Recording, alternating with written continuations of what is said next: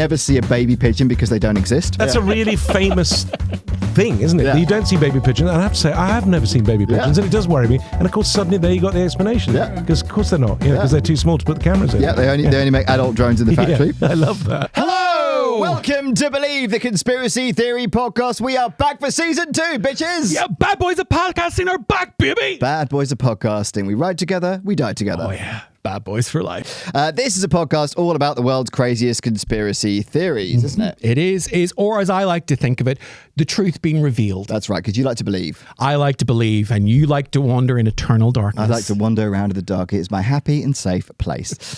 This is a podcast all about the world's craziest conspiracy theories. In each episode, we bring on a comedian guest, and that guest has picked a conspiracy theory they want to talk about. It might be a conspiracy theory they believe, it might be a conspiracy theory they don't believe, or it might just be a conspiracy theory they think is fucking mental, and they want to understand why it happened in the first place. Oh, absolutely. We will investigate those things. We like to examine what the truth truly is. That's right, with facts we found from the internet and what's inside your brain and our guest's brain. Yes. Yeah.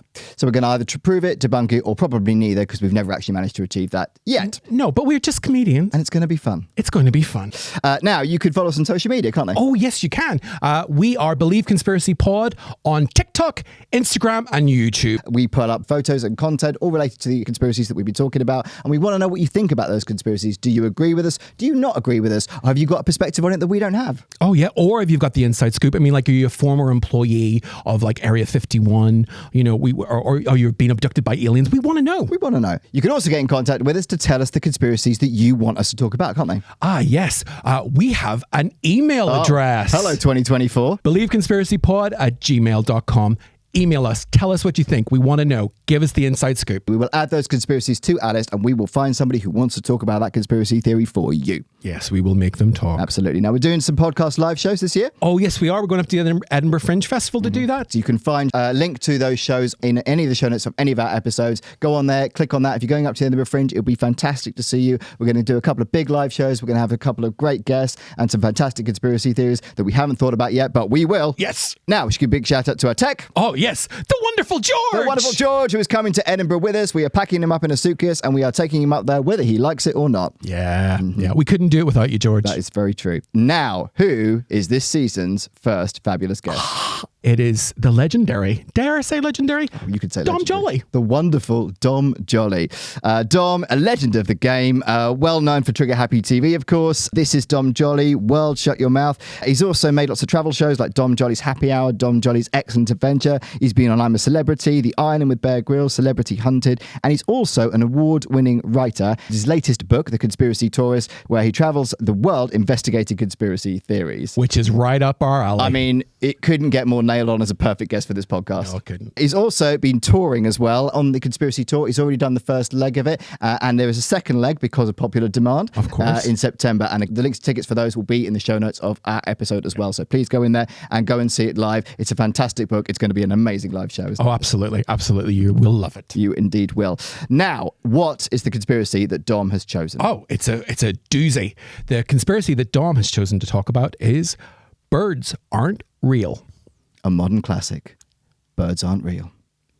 Let's bring on Dom. Let's bring him on. Get out of the rabbit hole. It's a fake. Every single bird in the sky is a robot. It's fiction. Doubt your government.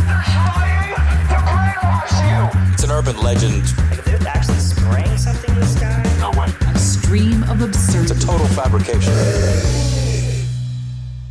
Welcome to the podcast, Don Joly! Thank you very much. Thank you very much.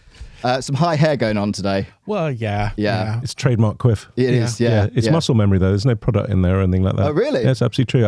I've had it up so long, so to speak, that it just stays there. This is fascinating. My hair care routine. It's really good. I'm always a bit worried when I do these shows. Like I sort of agree to do them, and then I think, is this a setup? But I'm just looking around. It looks all right. If it's a setup, you've gone to quite some. You've put in a lot of background work, so if it is, I'm ready. I think the conspiracy theory stuff really got into your head, doesn't it, over the last year? Well, no, ever since I did a hidden camera show, everyone's trying to set me up on shows. But yeah, the conspiracy mindset's really there now as well. Yeah, everywhere you go, you're paranoid. Yeah, yeah. But just because you're paranoid doesn't mean you're not being followed. So that is very true. Yeah. And I didn't realise that you'd actually done the first leg of your tour. I have. Yeah. Okay. So I never did stand up. I just I did my life the wrong way around. I was quite serious at the beginning. So in my 20s, I was a diplomat, unbelievably. I worked in Parliament, I was a journalist, and then I kind of got fired from all these jobs and ended up making Trigger Happy TV. Yeah. And so, but I never did live stuff. Like I went straight to telly, very luckily, and did Trigger Happy and stuff like that. And it was my big fear was live stuff. Even though weirdly I can crawl across the road dressed as a snail, and I can do all that stuff. But that's not me if I'm going to be really wanky about it. It's like, it's not me. But standing up on stage saying, hello, I'm Don Joly, it took me a long time to get it done. I had a terrible tour after I'm a Celeb where I just didn't know what I was doing.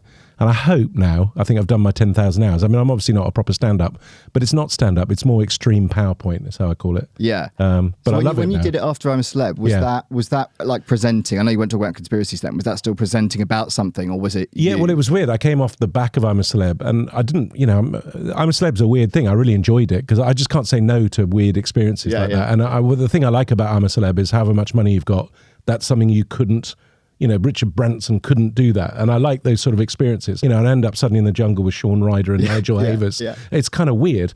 But coming out of it, like I'm not a natural fit for then going to open supermarkets and stuff, because that's not really my scene. Yeah. So I didn't know what to do. And then this company approached me and said, do you want to do a big live tour? And again, I should have said no, because I had no background doing it, but I just thought, fuck it, I'll give it a go. And it was just terrible. I didn't know what I was doing. I had, like, most of the time I was just living a massive anxiety dream. And I enjoyed it. I did lots of weird stuff that I still think is quite good. For instance, I sold merch. I kind of made the thing that I was shit, and I sold merch at half time, which were felt stones, and basically people could buy them for £1 each, and then they could just throw them at me during the show, and I would just pick them up and then resell the merch. So as a sort of reselling merch idea, it was great. Yeah. And then I was so worried about what people would think about the show that I was filming them from the stage, and it appeared on the screen, and I told them I was making a Trigger Happy movie and that I wanted to film trailers for the movie. Right. And so I ended the show every night with everyone just standing up screaming and running out of the theatre.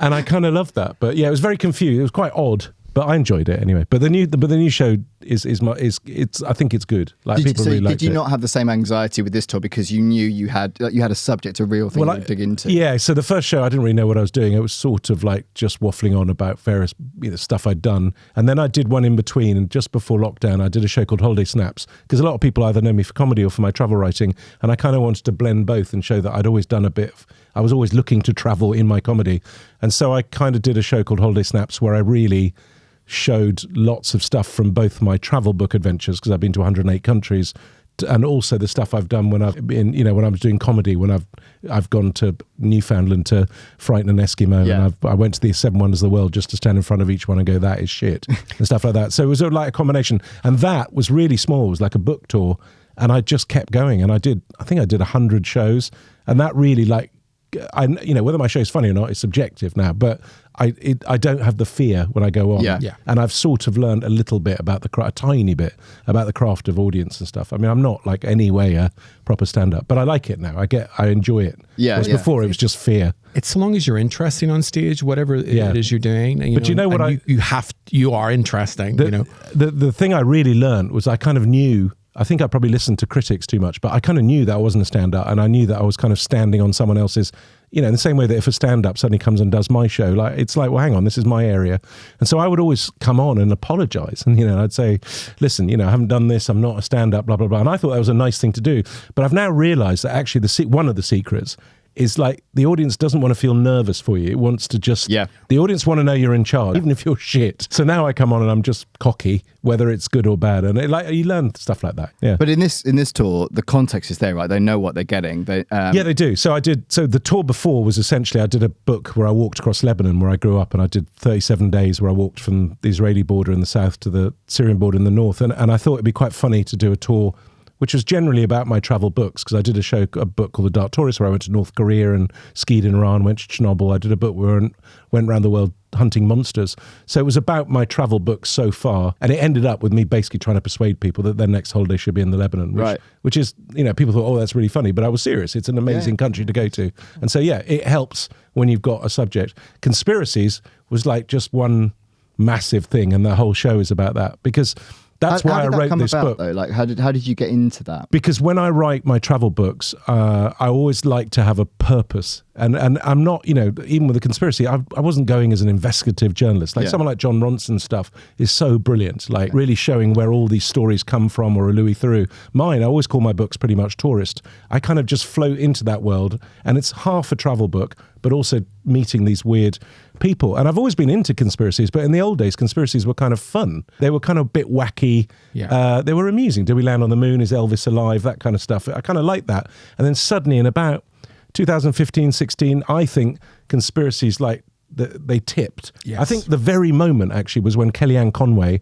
Trump's spokeswoman, used that term alternative facts. Mm-hmm. And suddenly you went from like it being sort of an outsider weird thing to literally infecting the body politic. It was part of mainstream stuff. Yeah. And that, along with the internet and algorithms, in the old days, whatever you thought about, we'd argue around a central agreed truth. And I think what's changed is we now have our own truths. Yes. And I think, frankly, we're fucked. I mean, it's a really, really, it's going to get worse with AI and deep fake. And I think it's a really frightening thing, conspiracies. And it's all to do with algorithms, because online, social media, no one gives a shit about nuance. No one gives a shit about, well, on the one hand, on the other, you're forced to either go with one side or the other. And that's very unhealthy. And did you have, when you were writing the book, did you have to consciously try and keep it lighthearted? No, I mean, conspiracies are inherently funny anyway. Yeah. My travel, a lot of the book is just travel, really.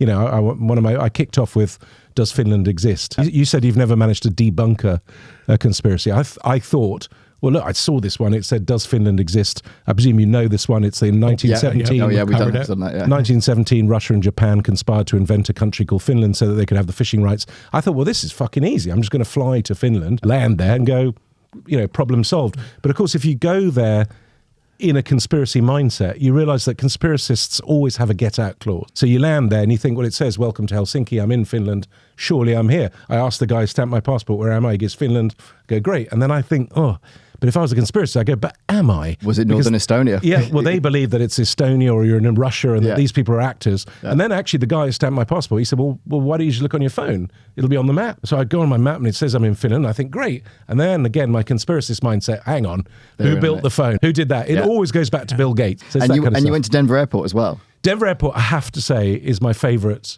conspiracy theory of the world, because it's kind of like, it's not just one conspiracy theory. You've done this, I assume, but it's like the fact that it's shaped like a swastika from the air. It's basically a panic room for the Illuminati. It's got this crazy, weird New World art. It's even got a time capsule. But my favourite bit about Denver Airport is that if I was the people running Denver Airport and all this shit was happening and you've got Don Joly and you've got other conspiracy whack jobs wandering around your airport, I'd put a stop to it. But Denver, possibly because they smoke a lot of marijuana, Denver Airport thought, fuck it, we're going to go with it. So they've actually installed gargoyles all around the airport, which are motion sensitive. So when you walk past them, they go, welcome to Illuminati headquarters. And I just fucking loved that. That's and then amazing. It's got Lucifer, the big red laser-eyed horse statue outside. I mean, the whole thing, which, do you know about this? Yeah, one? we do, yeah. And that's the only bit of conspiracy I found was true. It's not a conspiracy. It did kill him, It killed the artist, Luis Jimenez. So, It's crazy, but I think they've sort of gone, well, if you can't beat them, join them, and just leaned into the whole thing. Yeah, I mean, I think a lot of it's to do with marijuana, I have to be honest with you, But deeply stoned. With Lucifer, like, if you look at that thing, it's horror. It's horrific. Scary, but you look why at is that at an airport? I agree. Well, you can see why it's at the airport. It's Denver Bronco. It's like the symbol of thing. I get that. But the red eyes. And no, the blue's good. Yeah, but I think Jimenez went, hang on, and he suddenly thought, there's something missing, and the laser eyes. It's like, what the fuck? But everyone I met in Denver at some stage had gone out and got stoned under Lucifer. It's like a rite of passage. Yeah, were there any conspiracies? Because obviously you went, you knowing the conspiracies that you were looking at. Or I had a rough idea of the things I was going to go to. But see. Were there some that you discovered whilst doing this tour? Like, were there conspiracies that you weren't aware of that you became aware of? Yeah, there was a really weird one whose name I actually forget. But it was when I was in Newfoundland and I was trying to take a square flat earther to the edge of the square flat earth. Yeah. And if you believe in the square flat earth, one of the four corners is an island called Fogo. And I went there, and on the way I realised I was very close to where the Titanic went down, and there's lots of conspiracies about the Titanic. Yeah.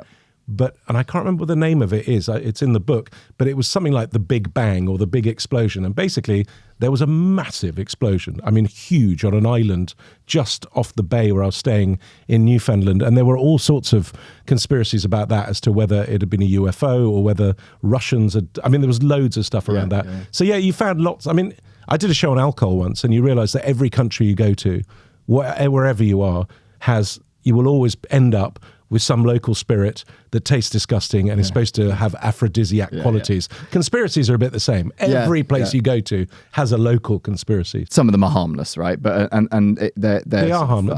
They're fun. They should be. And also, it's the weird thing, because I think conspiracy is so dangerous now, because really my whole mindset is don't trust people. You should question people. What I find so astonishing about conspiracy theorists is that I think that awful word, critical thinking, the moment you see critical thinker, you think cunt. Sorry if I can say that.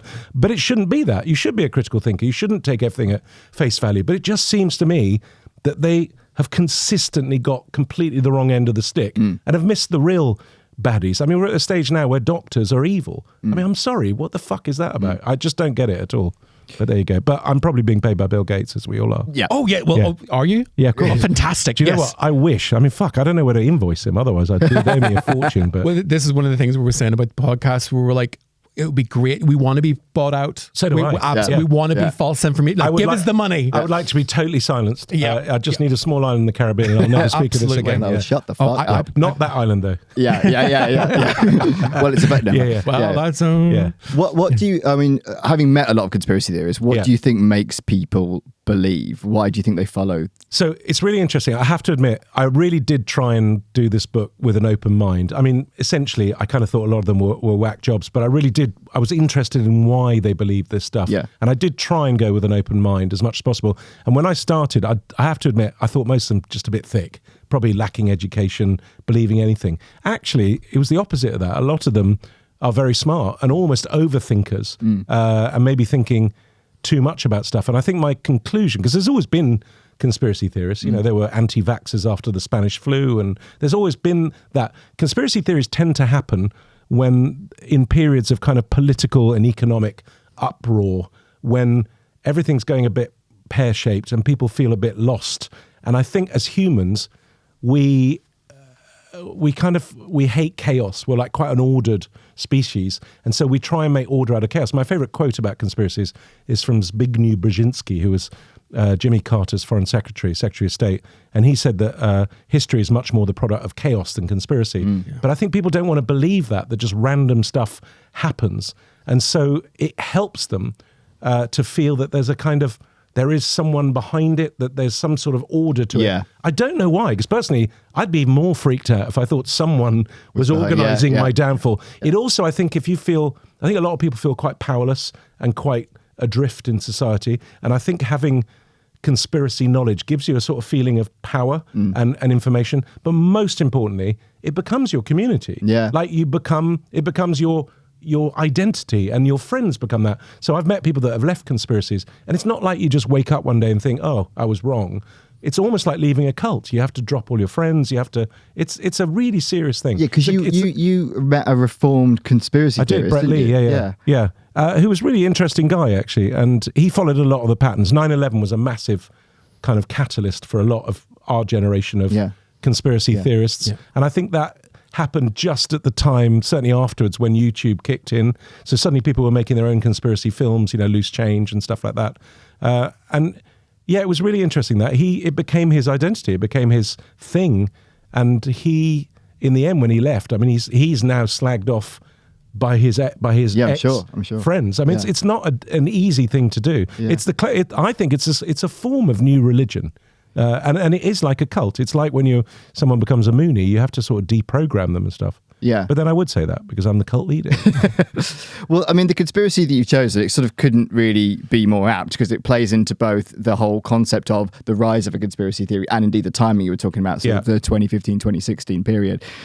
So birds aren't real. Every single bird in the sky is a robot. The United States government basically massacred 12 billion birds, beautiful living birds, using crop dusting aeroplanes flying over the state over the course of 40 years. As the real birds died, the robotic drones rose. And we now live in a world where there's 12 billion robotic birds watching us every day. The birds aren't real movement can be traced back to a satirical campaign started by Peter McIndoe in 2017. The theory posits that birds are not biological creatures, but rather surveillance drones created by the government to monitor citizens. According to the law fabricated by this movement, the US government systematically replaced birds with drones between 1959 and 2001. This theory, while it's intentionally absurd, mimics the structure and rhetoric of more traditional conspiracy theories, thus highlighting illogical premises and ease with which misinformation can spread. So the unusual thing about this conspiracy is we know exactly how it started. Well, we do now, but actually what I love about it is that it's a bit like what makes me laugh, and kind of from my background in comedy, that I think it started as a kind of absurdist thing. Yeah. Like McIndoe was just holding a sign up in a counter demonstration saying birds aren't real. And I think that got picked up online, and it kind of started organically, as do a lot of conspiracies. I also love the fact that he played it straight. Yeah, he did. For 4 or 5 years, he would refuse to admit. And of course, there's nothing that there's so many weird local morning shows on American TV, and they like nothing more than, so he's done lots of interviews with them where he's either thrown up or gone really straight with it and stuff. But what I like is the facts, even in his made up conspiracy, and this is very much what I do. I think sometimes he can't remember what he's said. So there's lots of great stuff like birds sit on telegraph wires to recharge, which I think is absolutely great. Birds, when they shit on cars, that's them marking cars for observation. And then they've tied in other conspiracy theories like JFK, who is really the daddy of conspiracy theories. That's where the term conspiracy theory supposedly came to. JFK was assassinated. You know, I've heard all sorts of reasons why he was, from the mafia, the Cubans, the Russians, the Muppets. One guy I met even said it was suicide, which is fantastic. But JFK, according to bird truthers, was assassinated because he refused to take part in the holocausting of birds. So there you go. He was trying to shut down the bird. He was trying to shut down the bird extermination. Yeah, it is fantastic. I mean, I guess for you as a prankster yourself, as someone who's got, because probably a retired prankster, an absurdist. I think I am. It must be part of you that thinks, good on you. I mean, it was such genius, and actually, I've bought their merch. He now, I think, he's kind of done a TED talk, I think, and he's kind of come a bit more open about it because the joke's kind of out. But there are people that know it's a joke, but they still love to just go with it. They put up massive billboards saying birds lie, and they're known as bird truthers. And they do, I'll just say, if you go to their website, Birds Don't Lie, they've got fantastic merch. Oh, it's really great. And I've got a great, massive shirt that I wore a lot when I was touring, saying birds are liars and stuff. I love it. I mean, I have to say the TED talk, and if you haven't watched it on YouTube, I suggest that you do. It's only 10 minutes long, but it's brilliant, because I imagine he had a debate about whether to not to play it completely straight or to not do the opposite. But he kind of does both, doesn't he? Because he breaks halfway through. He does do both, and I think it's because I think a lot of what he's doing is riffing, really, and the whole thing was a bit spontaneous, which is kind of what I do, and I love that. And it mimics the sort of people the people I have no problem with conspiracy theorists. I feel pity for some of them because I think they've been misled, and I think sometimes really vulnerable people can have harm done to them. The people I really have an issue with are the grifters, the ones that know it's all bollocks and making money. A classic one being Alex Jones. Now, Alex Jones started off with quite funny stuff, like the fluoride in American water was turning frogs gay, but then suddenly he turns to harassing the parents of people killed in school shootings and stuff, and that's just deeply, deeply evil.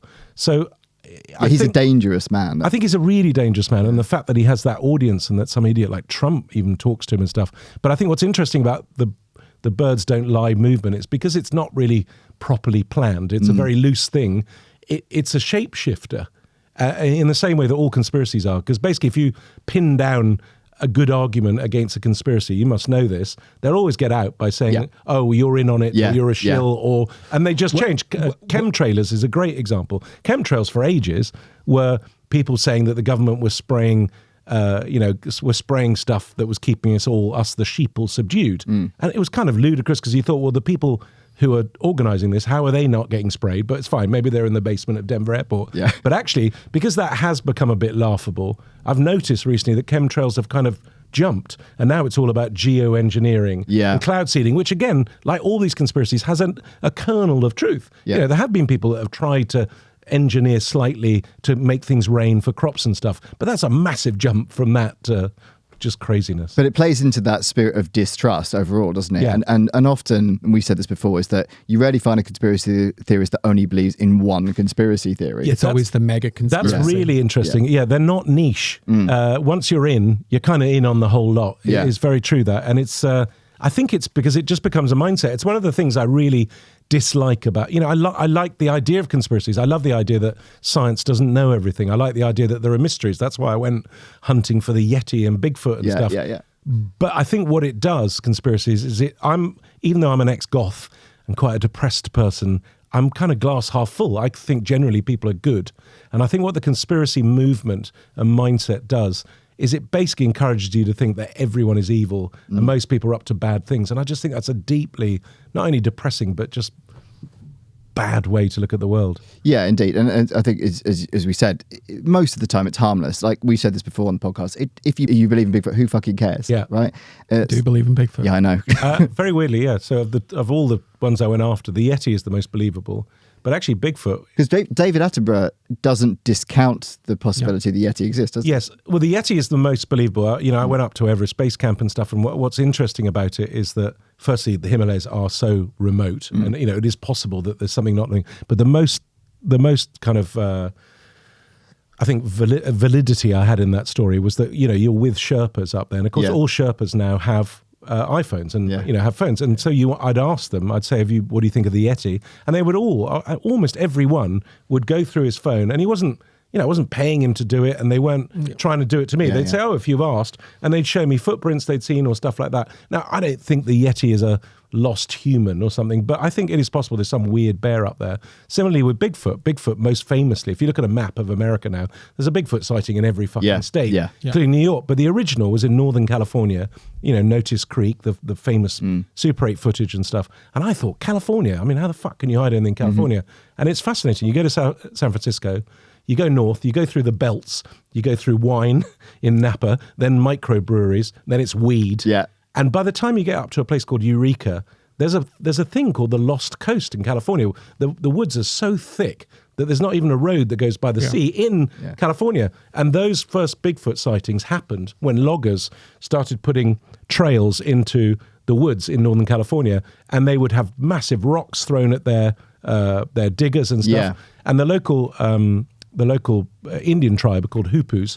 They basically talk about this lost tribe, and that's what they always thought the Bigfoot was. So I don't know. One of the things I don't believe in animals, there's not just one Bigfoot. No, you have to have it wouldn't make sense to be one. Well, no, you have to have a breeding source. So I don't know, but I love the idea it's there and it's harmless. It doesn't bother me though. Yeah. I'm fascinated by it. My favorite, I bring mementos back from all my travels, and my favorite mementos, I bought a plaster cast of the original the one taken at Notice Creek. Oh yeah. And so I've got this Bigfoot thing. I don't know if it's real or not, but it's amazing. Awesome. I love it. Well, on the plaster casts of Bigfoot feet, one of the things, it's someone doing a print or whatever. Yeah. But what happens is you can find plaster casts, and there's skin ridges, which are basically the fingerprints of your toes, and these are things that you can't replicate easily, there's definitely something out there, and I'm always fascinated by it. But I'd love to see the plaster cast. Honestly, it's my favorite thing. Trust me, I know this because I feel really bad. But ages ago, in fact, we're sort of early trigger happy. Like when I wasn't really into monsters and stuff, we went up to Loch Ness because we had a plan that we were going to fake a Loch Ness monster thing, which is kind of a rite of passage. Yeah. And then the costume got lost in travel. So we were up in Loch Ness, nothing to do. And we met this guy who lives in a caravan right on the edge of the loch. And he has become obsessed. He'd sold everything like these people do. And he basically just has cameras trained on the loch 24 hours a day. And he made his money by selling little clay figurines of Nessie. So we went and saw him and chatted to him and stuff. And then we got quite drunk in the pub and we came up with an idea. So I made a massive sort of Nessie footprints. And again, this is why they were clearly not real, because we made them with wood. Yeah. And then we waited till his light went out in his caravan. And then we just went and kind of walked all around his thing. And then we filmed him coming out in the morning and thinking, fuck, it was there. But I don't know if he believed it or not. But I still feel bad, actually. So if you're watching, I'm sorry. Well, and when someone's monetizing it to a certain degree, there's always that level of skepticism, isn't there? Well, no. I mean, with him, actually, I thought, fair enough. This guy has decided he's absolutely convinced. Yeah. And he's sold everything. He's living on the edge of the loch, and he has to survive. To me, that's not a problem, that sort of monetization. And also, idiots like us, whether we believe it or not, we want mementos. Absolutely, I want absolutely. A good, you want him to be there. I mean, if you go to Area 50, if you go to Roswell, which I did in the book, Roswell's become like Disneyland for ufologists. But there's nothing much there. There really isn't. It's like the shittest. You stayed in a silo when you were there, didn't you? That was amazing. Yeah. When I was listening to the book, I was like, I want to see the photographs. I've got the photos. Yeah, they're all on my Facebook. But that was amazing. Yeah, I found an Airbnb. I went to Roswell and I just thought, this is shit. I mean, Roswell thought we need to milk this, and so the McDonald's is like a silver spaceship. Yeah. And the Dunkin' Donuts has a big statue of an alien holding it up. And then they have a little research museum, which is terrible. They then have a gallery, which is my favourite art gallery, and it's done entirely by people who claim to have been abducted by aliens. Yeah. And it's some of the worst art I've ever seen in my mind. Because there is a part of you thinking, if aliens exist, and, it's not unbelievable at all. There's definitely things in the air, but whether they're ET or not, I don't know. That's a whole other... But whatever it is they're up to, they've spent a shitload of time kidnapping and anally probing toothless rednecks, and whatever they're after, that has to have been done. It's time to move to stage 2 or whatever. But yeah, I didn't want to stay in Roswell because it was awful. So I looked on Airbnb, and just peppered around the New Mexico desert are these Cold War missile silos where people would sit underground, 3 people at a time, just waiting for the call to nuke Russia. And they were they built these things, and then actually the missiles that they were housed in there went out of date very quickly. So they were only open. Still now they do this? No. Well, they do in different places. But this particular silo had been sort of taken down because the missile's gone. So they took the missile out, but they have these massive, huge cement doors, but you can't see anything. It's just like flat, and you just drive over this big thing. So anyway, I went to Airbnb, and the guy said, come and stay. So I turned up, I literally just drove, and he said, you have to turn off at mile marker 600 and just drive around. There's nothing there. There's just a guy there in an office t-shirt, just standing by a little door. And I thought, I'm going to be just hideously raped here, aren't I? And I went in. Definitely going to be anally probed. I'm going to be definitely anally probed. And it was just incredible. Like, you went down, and the heat of the desert's insane. And then you go down, it's so cool. And they have this guy had basically bought 3 silos in different places for $10,000 each. They're each worth $2 million now because he's done them up. So there was a flat where I stayed in, and then he stayed in the control room, and then you can go into the silo itself, which is so creepy as like a thought, because there were so many near misses and stuff like that. Yeah, it's crazy. So that's really nothing to do with conspiracies, but that's kind of why I love my books is that you just don't know what you stumble on. You wouldn't have found it if you weren't there. But that's my point. You just don't. I just go and stumble on things. And I love it. Yeah, because we said that when we did the Roswell episode, is that no one would go to Roswell if Roswell hadn't happened. Well, it's interesting. If you know about UFOs, there's 2 places, isn't there, in America? There's Area 51, and that whole super, alien highways. It's sort of a bit tacky, but also, if you step 1 foot over that fence in area, you are in proper trouble. Whereas Roswell's just easy. But yes, I'm telling you, Roswell's one of the shittest places I've ever been. No one would ever stop in Roswell. But to Roswell's credit, they're genius because it's on the map. You want to go to Roswell. Yeah. But the best thing about the museum is the shop is bigger than the actual museum because you all just want a fridge magnet or whatever, and it's great. Well, because there's fuck all to put in the museum, isn't there? There's nothing. I mean, it's not in a museum. It's literally just bits of newspaper on the wall, clips from Close Encounters of the Third Kind. I mean, it's terrible. There was that great TV show, Roswell. They have a big exhibit about that as well. Yeah, you liked that, didn't you? I did because I have a very fond memory of the theme tune, which is Here With Me by Dido. And I remember, but that's where the song was originally came. That's how I'm friends with Dido, weirdly. Oh, yeah. I love her voice. White Flag's one of my all-time favourite songs. Yeah, I think White Flag is a great song. Yeah. I mean, she got very, very slagged off because, it's kind of, if you buy 1 album a year, you buy a Dido and stuff. But her first album was absolutely amazing. And I remember my girlfriend at the time was Dido's best friend from when she was a kid. And Dido was going out with the guy who she wrote Thank You. She wrote the Eminem song, about the breakup. And I remember I was making very early Trigger Happy TV. and I'd be coming back. And Dido at that time was in Faithless because her brother's in Faithless, and she was a backing singer. And I'd come back every night, and I'd very early before Trigger Happy went out, and we'd be playing cards at home because we're quite cool, and I'd be showing them like really just shitty videotapes of what I'd done that day, and Dido would just sit there and be really like enthusiastic, and then she disappeared for 6 months, and then suddenly she came back and she was the biggest fucking artist on the planet. She and did just go bang, didn't she? Well, I remember watching Sliding Doors, and the song was at the end with Eminem, and that was the moment, and I just thought, fucking hell, yeah. But that's just a little name drop, sorry. No, because here with me, I was babysitting my friend's kid, and it's just a really happy memory before I moved to London. It was one of the last things I did in Belfast. It was a great You'll be pleased to know she's really lovely. She's nice. Oh, I'm so glad. And White Flag is a very important song too. I think White Flag's a genuinely great pop song. Yeah.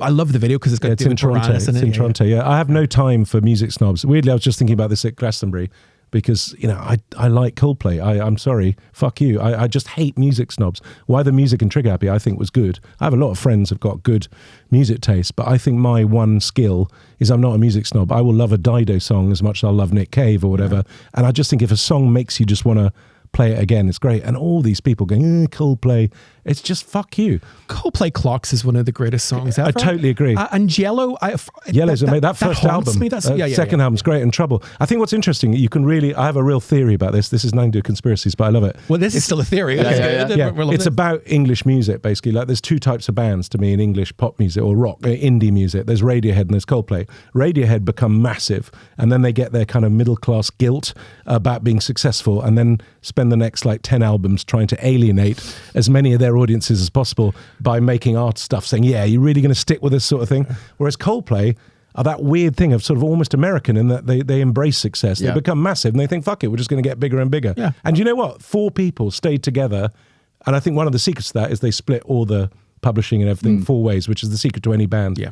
But I stand by Coldplay, I have to say. I mean, whatever anyone thinks about them, they put on a show. Fuck me, it was amazing. And especially like compared to the other two. Yeah. I mean, Dua Lipa Sinker and then bloody Scissor. There were 4 people there. It was crazy. So, But the wristband thing, just amazing. The shots from above. That's genius, that. I mean, for them to have thought of that. And I was wondering, like, do they, because that must cost a lot. Yeah. Do they then lose all those? And I read that they do have bins all around afterwards and you're supposed to put them back in. But I reckon at least half the people keep them as mementos. Just for our listeners, can you clarify what the wristband thing is? So on Glastonbury, which has just been, Coldplay gave everyone at the pyramid stage a wristband, and it was synced to all light up the same colours. Meaning the audience become the light show. Exactly. Yeah, and they can, and it's just incredible. It was amazing. Pyramid stage. What do we think about the Michael J. Fox coming out there? I mean, there was a very awkward moment when they were singing "Fix You," and I thought, well, you can't fix him. But, sorry if that's wrong, but you know, I was kind of thinking, like, I loved Michael J. Fox, and I loved seeing him. But I did sort of think, I'm not sure this is the right musical choice. I wasn't sure it was the right musical choice. No, it was very odd. Ableist. Yeah, it was a little bit. I mean, he seemed to enjoy being there, but it's difficult to tell, wasn't it? Yeah, it's kind of like, you bring him on, don't talk to him, but make him sit there in the front. But again, in their defence, like, you know, part of Glastonbury normally when you headline, we've gone so off conspiracy theories, we don't care, is basically you flex, don't you, by getting on the biggest person you can get. And normally it's Dave Grohl. It seems Dave Grohl has to appear everywhere. And I kind of love that they just brought out Michael J. Fox. It was such a wild card. And because it's the pyramid stage, that's very conspiracy theory. True. So like Illuminati. So Glastonbury, really interesting in itself. I did, in fact, in the book, I think I just mentioned it, I was staying with some friends in Cornwall and I went to the Roseland Peninsula. And that is where people believe that Jesus set foot in England, because the conspiracy or the story is that Joseph of Arimathea, his dad or uncle, I'm not big on the Bible, his uncle was a tin merchant. Yeah. And this is true, that there were traders between the Levant and between Cornwall. And so it's possible, before he hit it big, that he accompanied and supposedly he not only landed there, and they've built a beautiful church there, but then apparently, of course, he walked to Glastonbury. But I don't know, but it's a good one. It's a great story. I particularly like that. I mean, so you mentioned John Ronson right at the beginning. I think he's a genius, The reason I'm into conspiracy theories is he had a show on Channel 4 called For the Love Of, and one of them was For the Love of Conspiracy Theories. And I remember hearing, and it's relating with what you said, I remember him having a guest on who talked about Princess Diana, whose birthday it was yesterday, the 1st of July.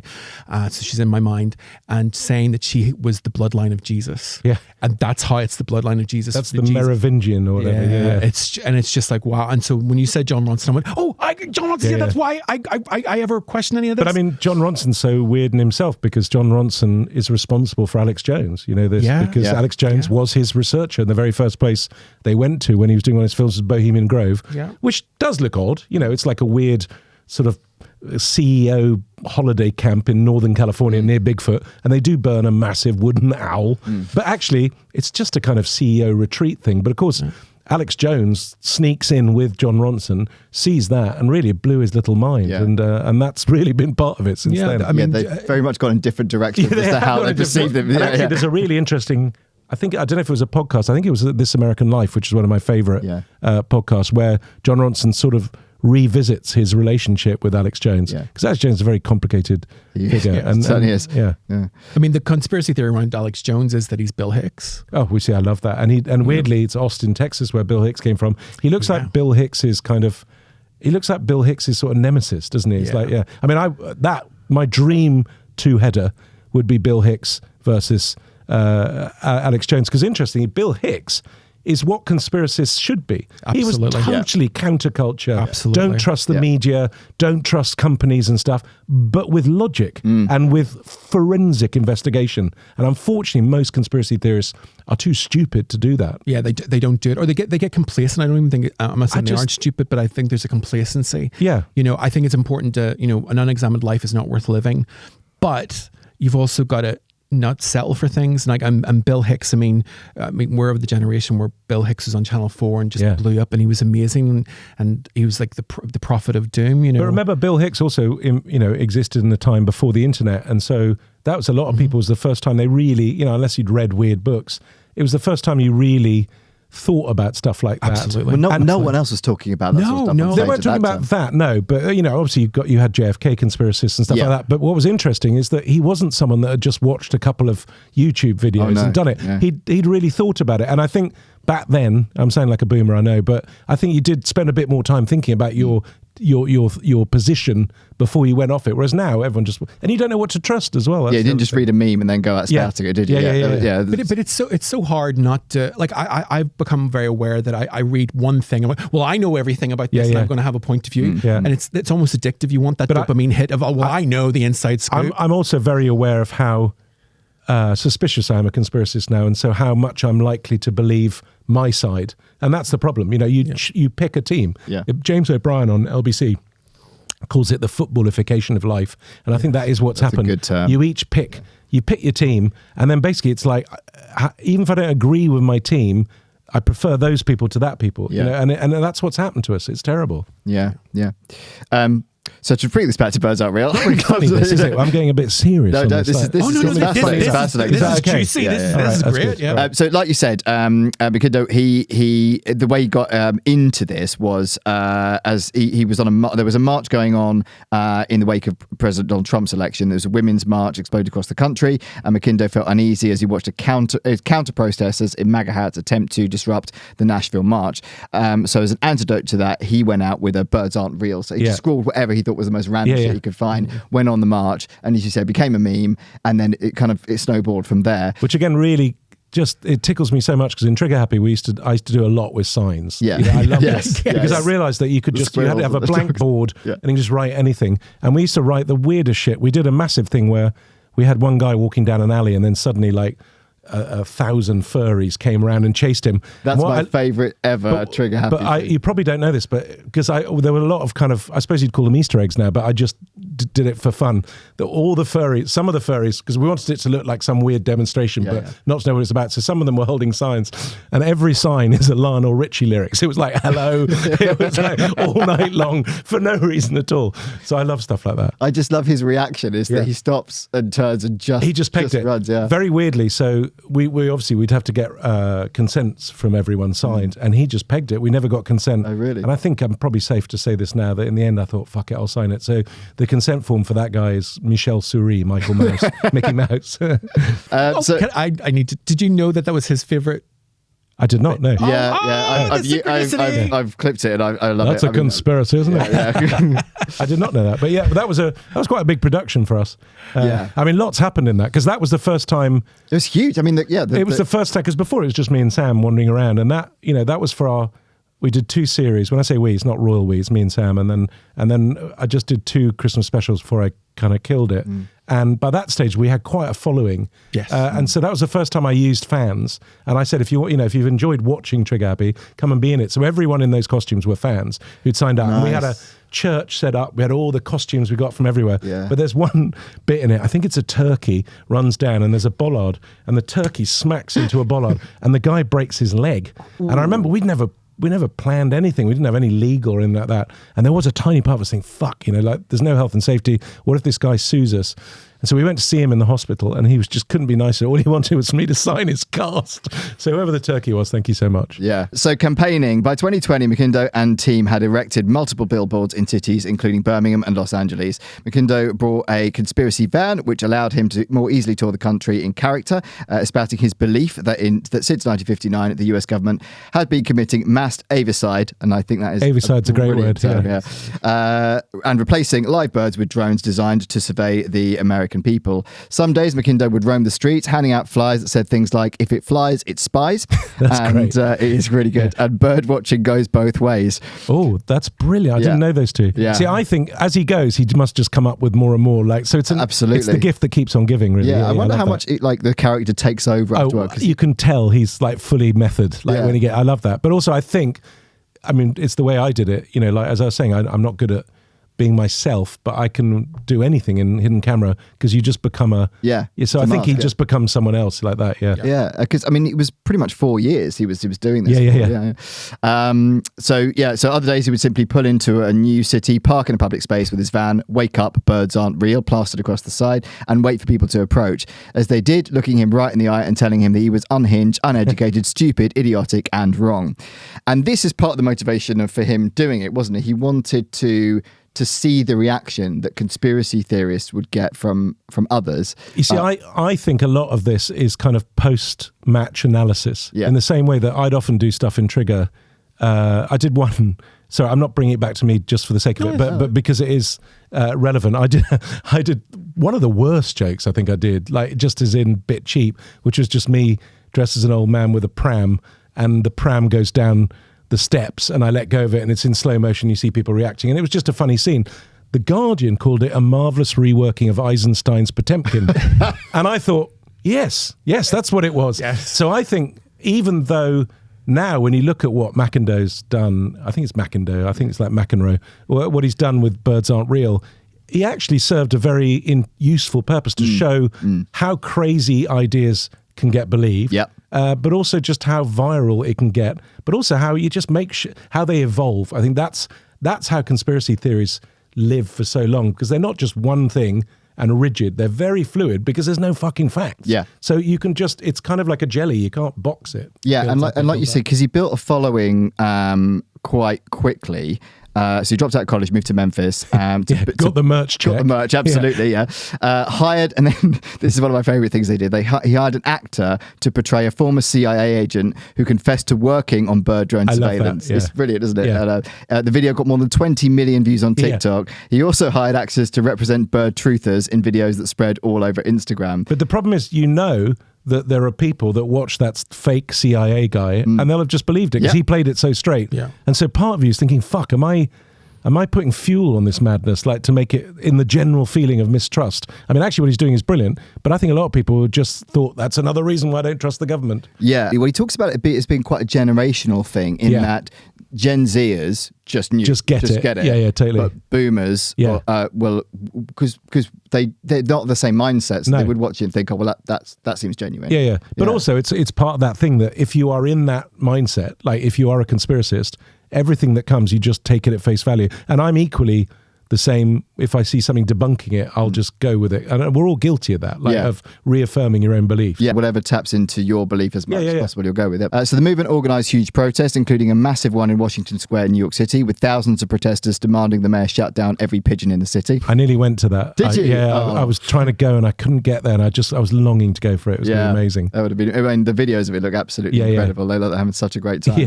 Yeah. They sent the media a historic email leak called Poultrygate. Again, you got to put a gate on something. You got to put a gate, which they said came out of the Pentagon. Yeah. They forged hundreds of emails exposing elite and government officials. This is QAnon. It's chicken and on, basically. Absolutely. Pigeon and on. Yeah. And they managed to convince the media they were a real movement that had been around for 50 years, and there were media outlets covering it as if it was a real movement. And again, one of the really valuable things they did is you realise that news is so hungry. Again, I'm bringing it back to me just because it's my experience and why they tickle me so much, is that if you give the media something they want, they're not going to check it. So whenever we try to get a fake character on news, which I did a lot around the Trigger Happy times, I did a fake press release once, said that the world's stupidest man, Mr. Wayne Dunsky, had just won the World's Stupidest Man competition by failing to open a series of push-pull doors. And basically he'd won this in Upper Sandusky in Ohio, and he was now in England touring. And we just put that out. We were invited on everything. And I just went on as the world's thickest man. And I think what's interesting about what they do is it just shows, like, if you go, well, it's on the news, it must be true. Yeah. There are so many local morning shows. Yeah. And if you just say you've arrived in Illinois or wherever, and you just put out a press release, they'll take you on. They don't check any facts at all. And he played it straight. It's I mean, he's doing valuable stuff, but I don't think he's not trying to do it. He's just having fun. He's an absurdist, which is what I love about him. He's a young guy having an absolute blast. Yeah, and also making shitloads of money on merch. So well done. Yeah, and we were saying this on the way over, and we're going back to what we were saying earlier about the fact that the website and the birds aren't real merch, and the fact that he's written a book, he's done loads of speeches. My favourite graphic of theirs is the pigeon cut in half. Yes. With the wires all over it and stuff absolutely. Like that. It's so good. I was going to come on to that because so the eyes are a camera. Yeah. There's a wireless antenna in the neck, a speaker in the throat, a battery in the stomach, which is connected to an inductive charging coil in their feet, which is all into a central CPU. And that gets charged when they sit on telegraph wires. Exactly, yeah. So Alfred Hitchcock, The Birds, he was in there early. Yeah. Well, I don't know if you've got it in your notes there, but I have spoken to people who believe this, and this is all counter. Fucking hell. Yeah, so I've said to you, have you seen the TED Talk? Like, this is not a real conspiracy. Yeah. Yes, but they would look at us thinking we're being paid to kind of muddy the waters. Yeah. I mean, that's the madness of this whole topic. Like this CIA operative that came out. Well, he really was a real CIA. But now they're trying to false flag it. Absolutely. It's a triple false flag or something. I was like, no, this is not for real. Birds exist. You know, like and no one would do this because where would all the insects that would overtake and the famine that would happen? I love that you've thought that, right? Just the ludicrousness of it. No, but like if it really did come through, like because the Chinese government at one point tried to get rid of birds. And there's some link with bird flu as well, isn't it? That was a secret way of getting rid of the spies and stuff. Yeah. But then you had that actual Chinese balloon, didn't you? Do you remember flying across? Oh yes. And so again, like all these things, everything has kernels of truth. Yeah. Like I bet you at some stage, someone probably made, nanny cams and stuff like that. I'll bet you there's one that's a pigeon or whatever. And so I bet if you look online, you could probably find a bird that you could put in a garden that is a burglar alarm. Yeah. And all these things have kernels of truth. That's what's really fascinating about conspiracy. Yeah, well, absolutely. We've said this many times, is that it starts from something. Yeah. It's got to be something. It has to have something, yeah. So other points that he's made. The birds track your car by pooing on it, as you said earlier. That so-called liquid tracking device. They're marking your car. They're marking your car, exactly. The movement points out you never see a baby pigeon because they don't exist. Yeah, see, again, that's a really famous thing, isn't it? Yeah. You don't see baby pigeons. And I have to say, I have never seen baby pigeons, and it does worry me. And of course, suddenly there you got the explanation. Yeah. Because of course they're not. Because they're too small to put the cameras in. Yeah, they only make adult drones in the factory. Yeah, I love that. It's great. Relevant points proving the government are driving this program is that every state has a state bird. That is you see. True. Yeah. Media logos are often birds. Twitter, for instance. Exactly. Oh, yeah. Presidents don't talk; they tweet. And the U.S. national seal is a bird. So, yes, that's right. Yeah. And this is a really interesting thing within conspiracies that I found is that conspiracy theorists are sure that not only are these sort of Illuminati or secret people, behind these conspiracies, but that they're so confident in them that they drop hints and stuff. The famous one being, I don't know if you remember that boat that got stuck in the Suez Canal. Yes, yeah. And that's had evergreen down the side. Yeah. And so people are going, why has it got evergreen? And you go, well, because that's the name of the Taiwanese shipping company. But they looked further and they said, no, that was, and it was Hillary Clinton's Secret Service code name. And then they looked even more, and the call sign for this ship, I think, was HC-75 or whatever, and they put 2 and 2 together and made 4. And they thought that basically Hillary Clinton was running some massive international shipping thing where she was delivering babies' foreskins to make celebrities like face cream or stuff. Yeah. But you just think, let's just say, because they're obsessed with tunnels and kidnapped babies and all this stuff, but let's just say Hillary Clinton was doing that. Yeah. Why would she tell us? This is the insanity. It is insane, absolutely. Well, because Batman the Riddler is a really great character, and obviously that's an inspiration. There's a lot of comic and sort of animation links to conspiracies as well, because that's come to them. I do think the whole thing's fascinating, but oh my God, am I tired of it now. I mean, Hillary Clinton alone is just a hotbed of conspiracy theories. I looked into this a lot because I could not understand the hatred for Hillary Clinton. I mean, I think she's probably as bad as most politicians and stuff, but the visceral hatred for her. And of course, if John Ronson, my favourite podcast apart from you guys, about conspiracies is The Coming Storm by Gabriel Gatehouse. And he goes right back, there's a BBC one, and he goes right back to the early 90s. And basically he does what John Ronson does. He puts the dot, he joins the dots, and you realise that there's been this massive movement against Hillary Clinton from quite early on. But again, the other side would say, well, that's us. But it's fascinating. Again, this is a great podcast, but Coming Storm with Gabriel Gatehouse was the moment I managed to really put all those dots together from about 1990 all the way through to now. Well, when she was the first lady, the fact that she wanted an office was a big problem. Well, I assumed that it was just sexism, it really was that basic, but it really wasn't. It was way, way more than that. And if you listen to that podcast, it sort of explains why. Because she was trying to do healthcare and stuff, because she's a fucking smart woman. You were getting 2 for the price of 1, but there you go. So the role of social media and memes. Social media has played a pivotal role in the dissemination and popularity of the birds aren't real theory. Platforms like Twitter, Instagram and TikTok have been instrumental in spreading the message, with memes and videos that both mock and perpetuate the idea. The movement's viral success can be attributed to the internet's inherent love for the absurd and the humorous. Memes in particular have been a powerful tool for the birds aren't real campaign. They condense complex ideas into easily digestible and shareable content, making them ideal for capturing the essence of the theory. They use humour and irony in these memes, encourages a precipitatory, no, I can't say the word. Precipitatory. People, yeah, exactly that culture where people engage with the content by creating and sharing their own variations. The nature of this not only spreads... It's an avalanche, basically. Yeah, exactly. The nature of this not only spreads the message, but also fosters a sense of community among the followers. So like you were talking about earlier with, by season 2 of Trigger Happy, you had a following, right? And probably quite a big and quite loyal following. So you were able to get people to get involved with being in the... we did, except if you think about it, first Trigger was 2000, so by 2001, I mean, the internet was there, but I don't think we even had MySpace then, so just that ability, like now, I've been pitching a Trigger Happy film for about 15 years where the whole concept is I wanted massive, huge scenes, like with crowds of 2,000 people for something I wanted to do, and that would cost you so much money with extras and stuff. And not because Trigger Happy's faked, but for these I needed mass groups of people, and I just thought, well, actually what you want is just say, if you like watching Trigger Happy, come and be in the film, and that's much easier to do now, but back then it was very complicated. I can't remember how I think we emailed people something. It was so basic. But I imagine people did it because they wanted to be in on the fun of it, right?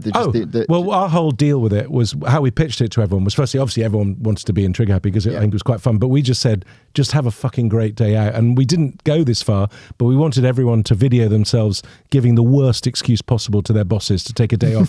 And we just said, just have a crazy day, turn up and just trust us and do it. So, but I still meet people that were in that rush of thing, and they just love it. Like it's like they'll go, "Yeah, I was there." Like that. It's great. Yeah, absolutely, absolutely. It's iconic.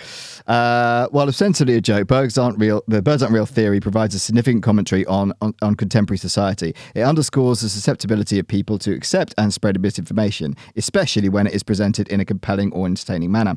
The movement's success reveals how easily false narratives can gain traction in the age of information overload and fragmented media consumption. Moreover, the theory serves as a critique of government surveillance and the erosion of privacy. By framing the outlandish claim that birds are surveillance drones, it brings attention to real concerns about the extent of governmental and corporate monitoring in everyday life. The satirical approach allows for discussion on serious issues in a manner that is accessible and engaging to a broader audience. Again, I totally get that, because what essentially bird truthers are getting into is the surveillance culture we have, which, you know, when you take it to an extreme in China where you're going to have social credits and, you know, you literally, your face can be scanned and stuff. And very weirdly, and I'm really sorry to keep bringing it back, but it's just, I really feel a kinship with Birds Aren't Real, because I think they're absurdists, but also they kind of had a serious point, which I think they forgot in the end and just thought, let's have fun. Yeah. In Trigger Happy, we used to have these dogs beating each other up in sort of hideous scenes. Now, there was a serious point to that right at the beginning. We used to walk around London and, you know,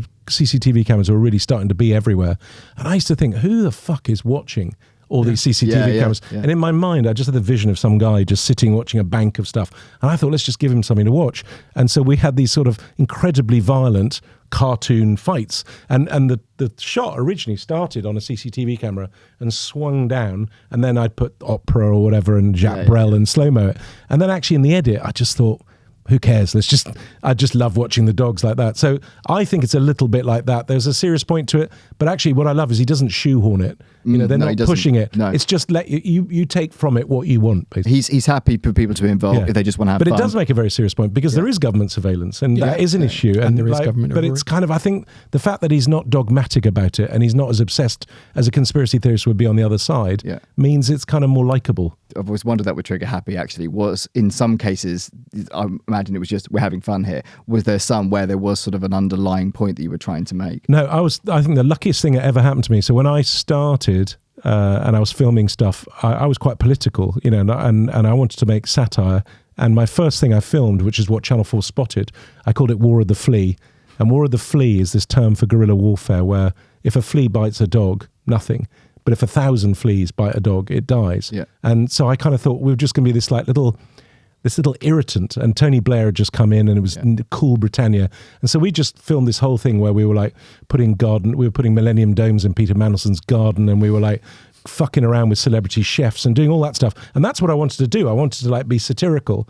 And thank fuck when Channel 4 found me and saw the stuff that we were doing, we went in to meet the commissioner, and she'd just finished doing Brass Eye which is just genius show, with Chris Morris. And she just said, I've just been in court basically for like 2 years, like fighting these things. She goes, is there any way that you could just do what you're doing, but don't make it a satirical, just be funny? Yeah. And I think, because I so wanted to make the show, I think I would have tried to prove how smart I was by being satirical. And that just gave us a total release.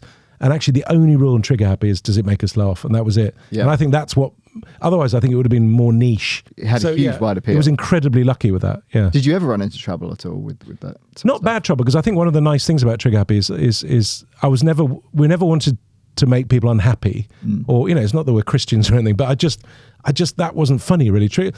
I grew up thinking hidden camera's a really weird thing, because I think in the comedy landscape it's seen as the like lowest rung. It's normally done by really thick people and jocks and frat boys, and it's kind of just like big stupid laughs.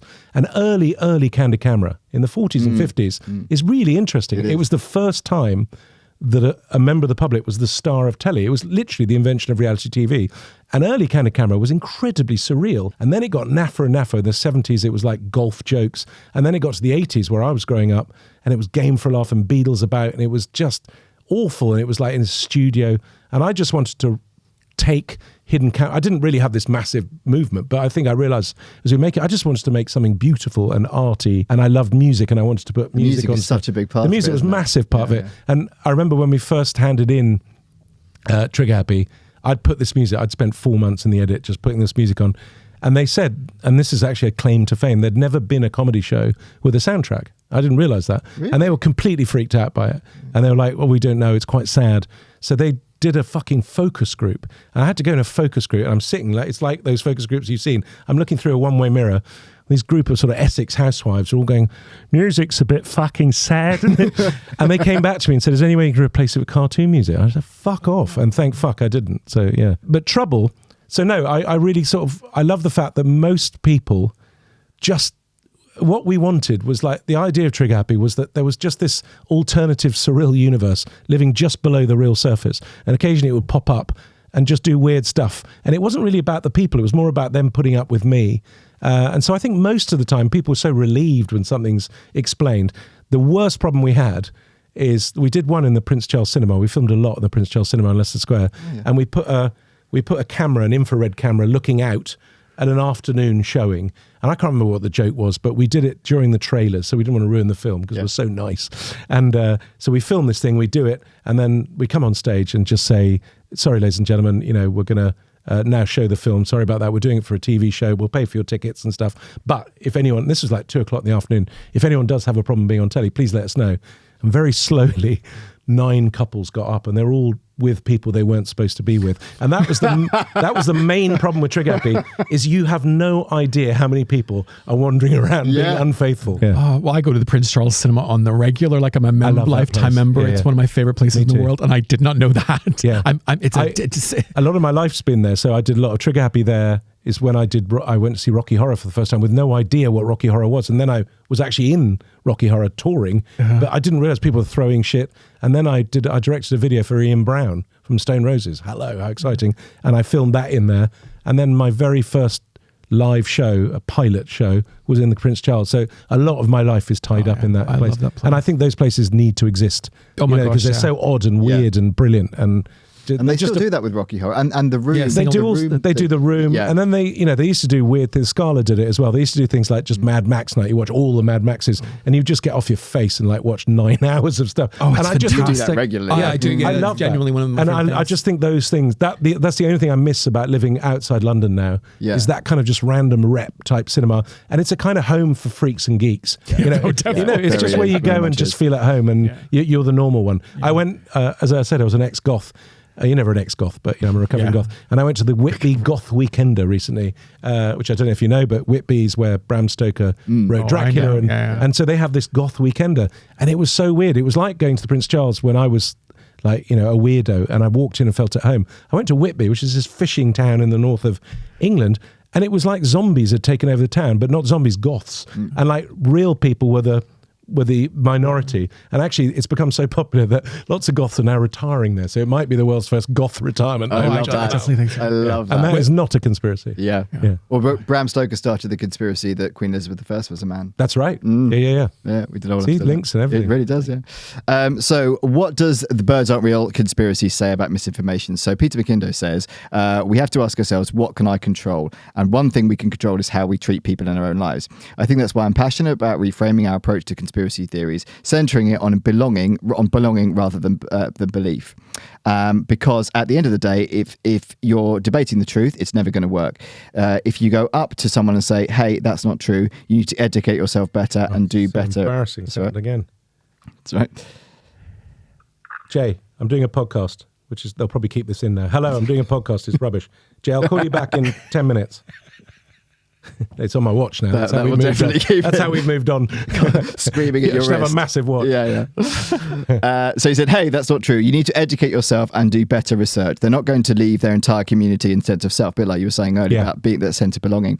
But that's how a lot of people approach those conversations. Instead, we need to encourage people to go into different spaces. This is something I think I said in a talk once, but a metaphor I find helpful is that it's really hard to convince someone they're in a dark room after their eyes have already adjusted. The best thing to do is to turn on light. Seeing that contrast is what's actually going to convince someone. I also think satire is important. Laughing at something can draw a certain light to combat it in a different way. Sometimes you need to combat lunacy with lunacy. Yeah, see, I really like that. I hadn't heard all that, and I totally agree with you on every time. It's very difficult to out lunatics. Yeah. And so he doesn't try with that, but satire is a very funny way to get you to look at things, because one of the things I learned is that firstly, you must know this, you're never going to win an argument you're never going to convince a conspiracy theorist that they're wrong. And basically what happens is it's a bit like cult members. They actually retreat into their beliefs. And so it's almost like alcoholism. They have to reach rock bottom and make a decision for themselves. And all you can do is be supportive and try and help them with that. And I totally agree with that. I think the most important thing and what he does that's great is make it funny. Like everything's so serious and angry from both sides. And really, I would like to, if I could do one thing with this book, which I won't, but it's like reframe the conspiracy world to look at people with a glass half full rather than glass half empty, because conspiracies and the way we're trained now means we think everyone's up to bad things and everyone's crooked. And that doesn't mean there aren't crooked people. There are terrible corporations, corrupt governments, but those are crimes and things. And the fact that we know about them and people being arrested means the system kind of works. But just essentially, I think, have faith in people, believe someone's good until they prove otherwise. That's what I'd like. Yeah, because a lot of the conspiracy theorists that you met in your book were, quite genuine people and very charismatic and interesting, weren't they? There's also a massive difference, and you must know this, I presume, again, between when you're arguing with someone online and then when you meet them in real life. Totally. It's one of the real problems with online. It's like road rage. You're insulated, you're anonymous. You say things you don't feel the nuance in a comment, and it's just very difficult to do that. But actually most of conspiracy theorists I've talked to, and I wasn't trying to beat them down or argue with it, I just wanted to know, actually quite normal. And just they've believed something, or they've fallen for something, or they genuinely think they have proof of something. Most of them are not evil people. And it's a bit like the football analogy you gave earlier, is you can support different teams and still be friends. I mean, you can have different political opinions and still be friends. Well, except online you can't. No, that's the problem. The online turns us into football hooligans. It turns us into, we're Millwall and we don't care, and we just hate everything about your team. Whereas most of us are in the middle and believe a bit of that and a bit of that, but that's not the way the internet works. I mean, I've set up a fake Instagram page as a conspiracist, and I followed the usual suspects from Right Said Fred, and that's something we could talk about, to from Right Said Fred to the usual idiots, and no offense, and it's incredible. Within about 2 days, once the algorithm spots your interest in those things, everything, the traffic that goes to that page. So if you look at my real Instagram page and my fake one, it's a multiverse. Like we're living in two completely different worlds, and they will think we're just as weird as we think they are. It's very frightening. That it's serving you content that just takes you further and further down. It's just pushing you down the rabbit hole. It's so curated. It's incredible. I have a number of different, because I'm a comic book guy, and there's other things I collect. And hello. But my Instagrams are completely different from that. And it's different worlds, isn't it? Yeah. I mean, there's that woman, the BBC's misinformation expert, and she's set up different people for different political views in America. And it is incredible what gets targeted. It really is, for you. Like, the middle ground one gets pushed stuff. It's really interesting. I love that they've done that for this election. I think it's a really good thing. Yeah, I mean, she's got work cut out, but it's... But again, conspiracists will think that she's part of it. You can't win. No, you can't win. So, The Birds Aren't Real conspiracy theory is a fascinating phenomenon that straddles the line between satire and genuine belief. Originating as a parody of conspiracy thinking, it has evolved into a viral movement that highlights the role of social media in spreading both information and misinformation through humour and irony. It offers a cultural commentary on the ease with which false narratives can flourish and the pervasive nature of surveillance in modern society. Ultimately, the theory serves as a reminder of the importance of critical thinking and the need to question the validity of the information we encounter. But also, it's just very funny and it's got great merch. Absolutely. Get their merch. We wouldn't normally say that. I don't know why I'm pushing their merch, but I don't buy merch. And I just had to get one. It made tickle me so much. Oh, they're brilliant. It's really good stuff. It is good. It's genuinely good stuff. And I'm not on a commission. Or am I? That's a conspiracy. So normally at the end of the episodes, we ask, do we believe this conspiracy or thought? I think we all know, because we know how this started, that it's not a real conspiracy. It was not a real thing. But I think the question is, do we think that the Birds Aren't Real movement has been a good thing for the world? Yes. I think there's probably quite a few people that have just taken it at face value and believed it. But to be honest, I think those people were probably already gone down other rabbit holes. So I doubt it's brought in many new many new conscripts. So overall, it's funny, it's absurd. It does actually, even though I don't think he's trying, give us a lesson about how easy it is and how malleable people are and how fluid conspiracies are. But at the end of the day, it's just funny. It makes me laugh. Absolutely. And you know what? We need a laugh. Watch his TED Talk. It is brilliant. Yeah. Great knitwear. Yeah, great knitwear. Great knitwear. You think it's good too?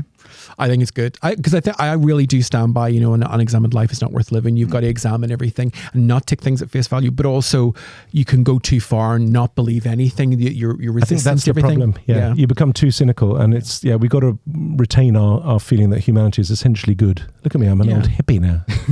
But I agree. I think it's lighthearted. They're not doing anything with any level of malice that I've seen anyway. And like you said, it's so funny and it's so fun. It is funny. Yeah. So birds aren't real. Truth are here. Dom, would you like to look into the camera, tell people about your tour, your book, everything you like to promote? Well, hello. Yes, so my book is called The Conspiracy Tourist, and in it I do go off around the world just meeting all sorts of weird people, from proving Finland's real to a road trip across America, taking a flat earther to the edge of the flat earth. And I think you'll enjoy it. It's called The Conspiracy Tourist, and it's available at all good book and bad bookshops and Amazon. And if you like that, I am doing the second leg of my tour promoting the book, but it's a kind of wider thing about conspiracies as a whole, and it's called The Conspiracy Tourist. See what I did there? And on that tour, just in case you think this is all one note and you're thinking, who wants to listen to that? I think just for the sake of balance, I'm joined by one of Britain's leading conspiracy theorists that I presume you've had on, or if not, you should have on it. We plan to. Dr. Julian Northcote. He wrote the seminal book, Cows, Britain's Secret Killers, in which he exposes that up to 15,000 ramblers a year are killed, and that goes completely under the radar. It's being covered up by Big Pharma. Yeah. And he's got a fantastic new book called Dial Ringo for Moscow, in which he's uncovered that Ringo Starr was indeed a KGB agent. Well, that would explain Ringo Starr. It explains a lot. And so basically the first half is me talking about my adventures and conspiracy, and the second half is what Mrs. Merton used to call a heated debate. It gets quite feisty. So I'm on tour from September, October, November, and if you want to look at that, go to my website, domjolly.tv, and Jolly with one L. And the link will also be in our show notes for this episode, so go there as well. Thank you. Would you like a bird joke to end the podcast? Yes, I would. Okay. What do you call it when pigeons take over government? Stool pigeon, pigeon, pigeon, pidge. Okay. Very good. Oh, that's beautiful. Yeah, sometimes the simplest works. Yeah, that's very good. Yeah. That's the end of the podcast. Thanks for listening. Bye! Please like and subscribe on Apple, Spotify, Amazon, YouTube, or wherever you get your podcasts. The more lovely subscribers we get, the more episodes we'll make. And follow us on Instagram and TikTok for regular updates and exclusive videos at Believe Conspiracy Pod. We love you. Bye!